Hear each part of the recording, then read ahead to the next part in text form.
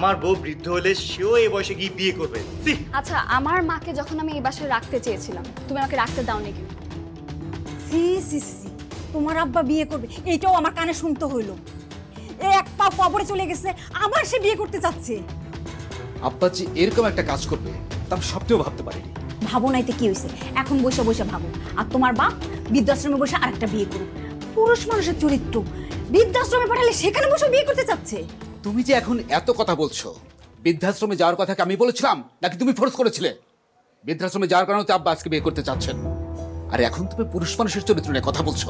তোমাদের পুরুষ মানুষের চরিত্র কত ভালো সেটা আমার জানা আছে। তোমার বাপ 80 বছরে বিয়ে করতে চাচ্ছে, কয়দিন পর তুমিও বিয়ে করবা, তারপর সতীন নিয়ে আমার ঘর করতে হবে। এই আস্তে কথা বলো, মানুষজন শুনতে পাবে।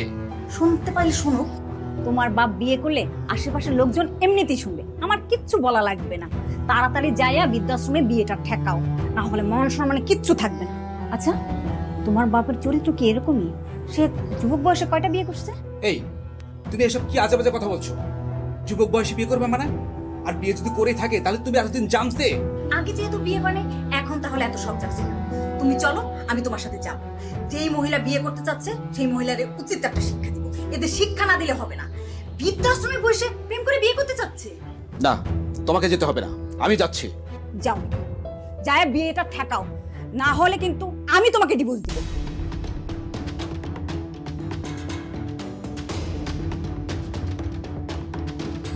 রাখো।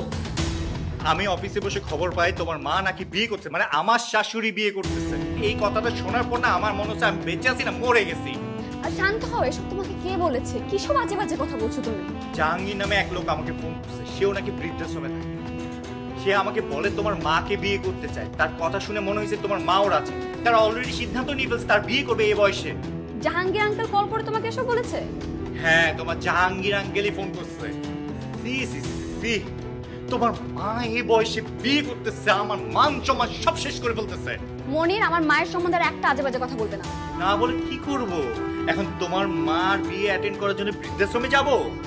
এমনিতে তো দেখতে যাওনি, এখন বিয়ে খেতেও তোমাকে দেখতে যেতে হবে। বাহ বাহ বাহ, এখন তো দেখি মায়ের সাথে মেয়েও রাজি। এক কাজ করো, তুমি তোমার মায়ের জন্য লাল শাড়ি, লাল চুড়ি, স্বর্ণের গহনা নিয়ে যাও। ভালো কথা, পার্লারে গিয়ে সুন্দর করে বউ সাজিয়ে স্টেজে বসায় দিয়ে আসো।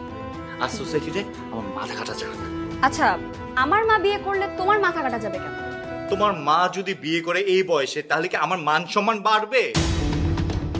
মানুষ যখন আমাকে জিজ্ঞেস করবে তোমার শাশুড়ি এই বয়সে বিয়ে করতেছে, তখন আমি জবাব কি দিব? তখন আমি বলবো উনি এই বয়সে বিয়ে করতেছে, আমার বউ বৃদ্ধ হলে সেও এই বয়সে গিয়ে বিয়ে করবে।